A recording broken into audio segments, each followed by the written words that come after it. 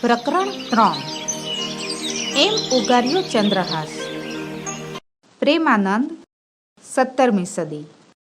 પ્રેમાનંદનો જન્મ વડોદરામાં થયો હતો. એમના પિતાનું નામ કૃષ્ણારામ ભટ્ટ હતું. કથાકાર તરીકેનો પોતાનો કૌટુંબિક વ્યવસાય કરીને તેઓ ગુજરાન ચલાવતા હતા. વ્યવસાય અર્થે તેઓ સુરત અને નંદરબાર પણ ગયા હતા.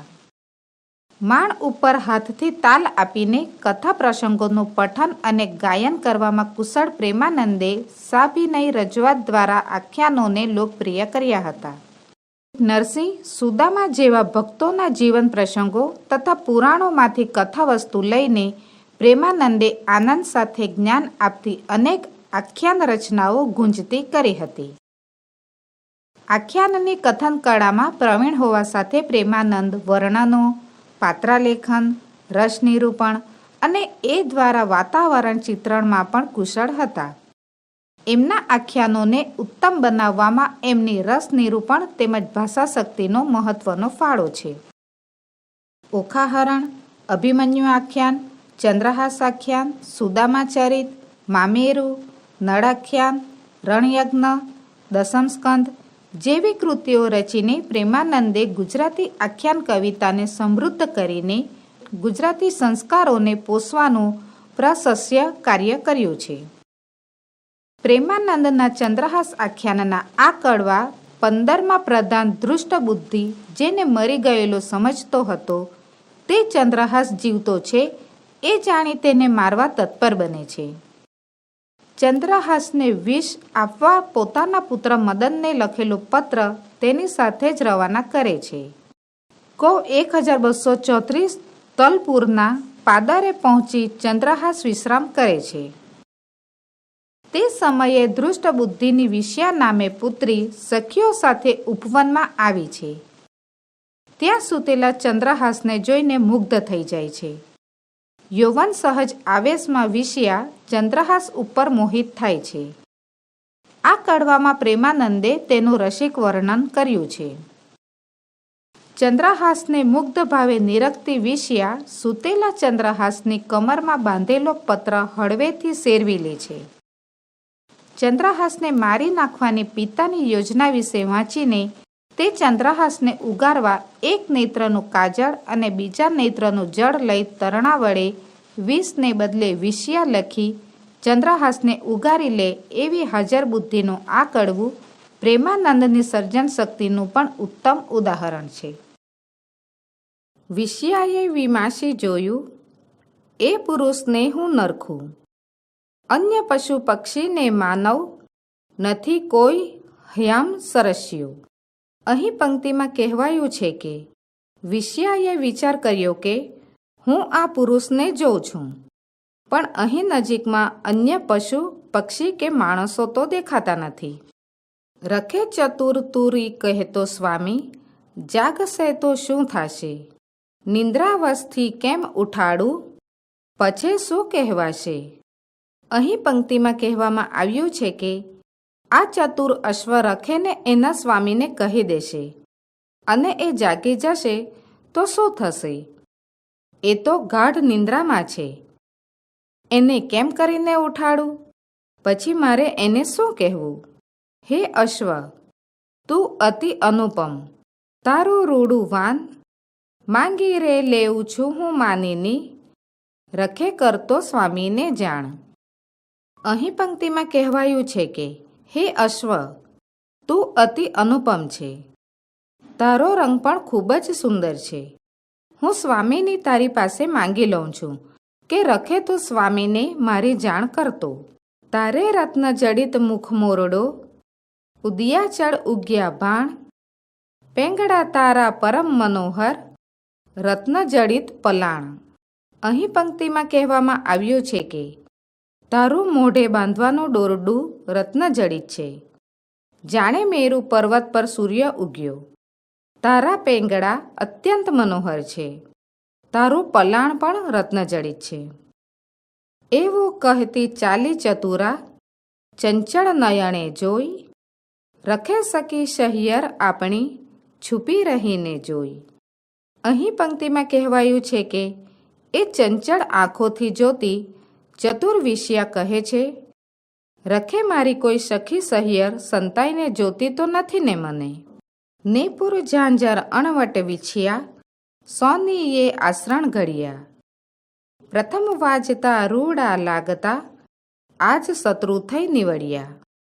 અહીં પંક્તિમાં કહેવાયું છે કે સોનીએ નેપુર, ઝાંઝર, અણવટ, વીંછિયા વગેરે અલંકારો ઘડ્યા. પહેલાં તો એ બધા અલંકારનો રણકાર મધુર લાગતો હતો, પણ આજે તો એ જાણે મારા શત્રુ બની ગયા. એવું કહી મન દ્રઢ કરી ચાલી, ઝાંઝર ઊંચા ચડાવી. મરમે ભરતી ડગ જેમ જળમાં, બગ એમ શ્યામ સમીપે આવે. અહીં પંક્તિમાં કહેવાયું છે કે એમ વિચારતી વિષયા મન દ્રઢ કરી ઝાંઝર ઊંચા ચડાવી ચાલી. જળમાં બગલો ડગ ભરે એમ ધીમેથી ડગલા ભરતી શ્યામા ચંદ્રહાસ પાસે આવી. ચંદ્રહાસની પાસે અતિ ઉલ્લાસે હરિવદની હરખે બેઠી. મુજ શ્વાસ લાગે સાધુ જાગે, ચિંતા તે ચિત્તમાં પેઠી. અહીં પંક્તિમાં કહેવાયું છે કે વિષયા અતિ ઉલ્લાસથી હરખાઈને ચંદ્રહાસની પાસે બેઠી. મનમાં ચિંતા થઈ, રખે મારા શ્વાસના ધબકારથી આ ચંદ્રહાસ જાગી જશે તો? રખે કો દેખે સહિયર મુજ પેંખે, એમ દ્રષ્ટ રાખતી આડી. પછી પીછોડી પરી કરીને જોયું વદન ઉગાડી. અહીં પંક્તિમાં કહેવાયું છે કે રખે સહિયરો મને જોઈ જાય, એટલે સહિયરોની નજર એના પર ન પડે એ રીતે એ ઊભી રહી. પછી પછેડી સહેજ ખસેડી ચંદ્રહાસનો ઢાંકેલો ચહેરો ખોલીને વિષયાએ જોયું. નખ શીખા લગી ચંદ્રહાસને, રે જ્યોતિ નયણે નરખી. હરિભક્તને દેખી હરિવદની, હૈડામાં ઘણું હરખી.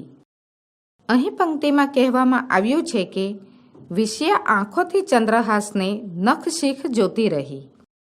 ચંદ્રહાસને જોઈ વિષયા હૈયામાં ખૂબ જ હરખાઈ. આકાશે અભ્ર અળગું થાય, ચંદ્રબિંબ દિશે જેવું, તેમ પીછોડી પરી કીધે, મુખ કુલિંદ કુંવરનું તેવું. અહીં પંક્તિમાં કહેવાયું છે કે આકાશમાં વાદળા દૂર થાય અને ચંદ્રનું પ્રતિબિંબ દેખાય એમ પછેડી દૂર કરતા જોયું તો ચંદ્રહાસનું મુખ તેના જેવું જ હતું. સુવદન અંબુજ ઉપર ભ્રુકુટી, ભ્રમર કરે ગુંજાર, સખે સખી બિંબ પૂઠે તારા, એવો શોભે છે મોતીહાર. અહીં પંક્તિમાં કહેવાયું છે કે કમળ જેવા સુંદર વદનની ભ્રુકુટી ઉપર ભમરા ગુંજારાવ કરે છે. ચંદ્રબિંબની પાછળ તારા હોય એમ એના કંઠમાં મોતીને હાર શોભે છે. શુક ચંચા અતિ ઉત્તમ, જાણે અધર બિંબ અલંકૃત, શશી સવિતા શ્રવણે કુંડળ, દાડમ કળી સાદંત. અહીં પંક્તિમાં કહેવાયું છે કે પોપટની ઉત્તમ ચાંચ જેવું એનું અણિયાળું નાક છે, જાણે અધરબિંબથી શોભતું. કાનમાં ચંદ્ર અને સૂર્ય જેવા કુંડળ શોભે છે. એના દાંત દાડમની કળી જેવા છે. કપોત કંઠ કર કુંજરના સરખા, હથેલી અંબુજ વરણ, બાંયે બાજુ બંધ બે રખા, મુદ્રિકા આદે આભરણ. અહીં પંક્તિમાં કહેવાયું છે કે એનો કંઠ કબૂતર જેવો છે, હાથ હાથીના જેવા, હથેળી કમલના રંગ જેવી, બાંયે બાજુબંધ બેરખા, વીટી ઇત્યાદિ અલંકારો શોભે છે. વિશાળ હૃદયને હાર હેમનો, કટી કેસરીના સરખી, દેખી રૂપ રંગ તેજ તારુણી, જાણે નાખી પ્રેમની ભૂરકી. અહીં પંક્તિમાં કહેવાયું છે કે એના વિશાળ હૃદય પર સોનાનો હાર છે. એની કમર કેસરી સિંહના જેવી છે. એના રૂપ રંગ અને તેજ જોઈ જાણે વિષયા પર પ્રેમની ભૂરકી નાખી. ધન્ય માત તાત એના દિશે છે, કોણે કીધા હશે પુણ્ય, હિમે હાડ ગાળ્યા સુખ ટાળ્યા, તો એવો હશે તેન. અહીં પંક્તિમાં કહેવાયું છે કે એના માતા પિતાને ધન્ય છે. કોણે પુણ્ય કર્યા હશે? જેણે હિમાલયમાં હાડ ગાળ્યા હશે, સુખનો ત્યાગ કર્યો હશે, એને જ આવો પુત્ર પ્રાપ્ત થયો હશે. જપ તપ વ્રત દેહ દમન એવી તારુણી ધરનાર, તે નારીનું પરમ ભાગ્ય જેને આવો હશે ભરથાર. અહીં પંક્તિમાં કહેવાયું છે કે જેણે જપ તપ વ્રત અને દેહ દમન કર્યું હશે એવી તારુણી એના ઘરની નારી હશે. જે આવો ભરથાર પામી હશે તે નારી પરમ ભાગ્યશાળી હશે. મેં પાપણીએ પુણ્ય ન કીધું તો ક્યાંથી આવો સ્વામી, એમ દુઃખ ધરતી આંસુ ભરતી વિષયા શોકને પામી. અહીં પંક્તિમાં કહેવાયું છે કે મેં પાપીણીએ એક પણ પુણ્ય કર્યું નથી, તો પછી આવો સ્વામી મને ક્યાંથી મળવાનો? એવા વિચારથી દુઃખી થતી આંસુ સારતી વિષયા ઉદાસ થઈ ગઈ. એવે એક કભાઈ નિકશે કાગળ બંધન દીઠો, જોવા કારણ યૌવનાએ તત્ક્ષણ છોડી લીધો. અહીં પંક્તિમાં કહેવાયું છે કે એવામાં અચાનક એણે એના ચંદ્રહાસ અંગરખાની કસ પર બાંધેલો કાગળ જોયો. એમાં શું લખ્યું છે એ જોવા માટે એણે તત્ક્ષણ એ કાગળ ત્યાંથી છોડી લીધો. સરનામું અક્ષર તાતના, દેખી બાળા મહાસુખ પામી. શકે પત્ર લખી મોકલ્યો, પિતાએ મુજ સ્વામી. અહીં પંક્તિમાં કહેવાયું છે કે પિતાના સરનામાના અક્ષર જોઈ વિષયા ખૂબ ખુશ થઈ. કદાચ પિતાએ જ મારા સ્વામી પર આ પત્ર લખીને મોકલ્યો હશે. સ્વસ્તિ શ્રી કૌતલપુર સ્થાને મદન કુંવર બળવંત. અહીં ચંદ્રહાસને મોકલ્યો છે તે પત્ર લેજો ગુણવંત. અહીં પંક્તિમાં કહેવાયું છે કે સ્વસ્તિ શ્રી કૌતલપુર ગામે મદન કુંવર બળવંત અહીં ચંદ્રહાસ સાથે પત્ર મોકલ્યો છે. એ પત્ર એમની પાસેથી લઈ લેજો ગુણવંત. રૂપ ન જોશો રંગ ન જોશો, ન પૂછશો ઘરસૂત્ર, મુહૂર્ત ઘટી કોને ન પૂછશો, એને વિષ દેજો ની પુત્ર. અહીં કહેવાયું છે કે એનું રૂપ ન જોશો, એનો રંગ ન જોશો, ન પૂછશો એનું કુળ, મુહૂર્ત કે ઘડી પણ કોઈ ન પૂછશો, અને પુત્ર એને વિષ દેજો. વાંચી પત્રને વિષયા બોલી, ત્રાહે ત્રાહે ત્રિભુવનનાથ. વિષયાને સાટે વિષ લખાયું, શું કાપ્યા જોઈએ હાથ? અહીં પંક્તિમાં કહેવાયું છે કે પત્ર વાંચીને વિષયા બોલી, હે ત્રિભુવનનાથ, રક્ષા કરો રક્ષા કરો. વિષયાને બદલે વિષ લખાયું, શું એમના હાથ કાપી નાખવા ન જોઈએ? પત્ર લેવતો પાછો ફરી જાય, પરણ્યા વિના વિઘ્ન થાય. અક્ષર એક વધારું એ માહે, વિષ્ણુ કરું વિષયાએ. અહીં પંક્તિમાં કહેવાયું છે કે પત્ર લઈ લઉં તો એ પાછો ચાલ્યો જાય, પરણો નહીં તો વિઘ્ન આવે. એમાં એક અક્ષર ઉમેરું, વિષને બદલે વિષયા કરી દઉં. એક નેત્રનું કાજળ કાઢ્યું, બીજા નેત્રનું નીર, તરણાવતે લખ્યું તારુણીએ, ધરી હૃદયા મધ્યે ધીર. અહીં પંક્તિમાં કહેવાયું છે કે વિષયાએ એના એક નેત્રમાંથી કાજળ કાઢ્યું, બીજા નેત્રમાંથી જળ લીધું, અને તણખલાથી તારુણીએ હૈયે ધીરજ રાખીને લખ્યું. નારદ કહે સાંભળ રે અર્જુન, કરતા હરતા અવિનાશ, વિષ ફેડી વિષયા કરી, એમ ઉગાર્યો ચંદ્રહાસ.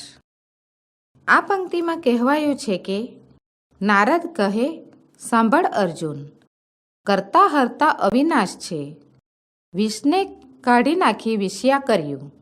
આ રીતે ચંદ્રહાસને ઉગાર્યું. પત્ર ફરી બાંધ્યું પ્રેમદાયે, જળ ભરતી તે નૈણ, ઉઠી અબડા ચાલી, ત્યાંથી મુખે કહેતી વેણ.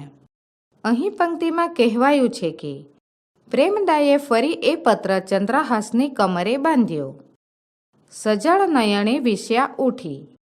ત્યાંથી અબળા વિષ્યા ચાલી મુખે વેણ કહેતી.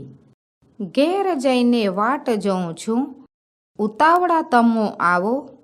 મદનભાઈને મળજો સ્વામી, પત્ર લખ્યું તે લાવો. અહીં પંક્તિમાં કહેવાયું છે કે ઘેર જઈને વાટ જોઉં છું, ઉતાવળા તમે આવો. મદનભાઈને મળજો સ્વામી, પત્ર લખ્યો તે સાથે લાવજો. પત્ર લખ્યું તે લાવો સ્વામી, એમ કહી વિષ્યા વળી રે.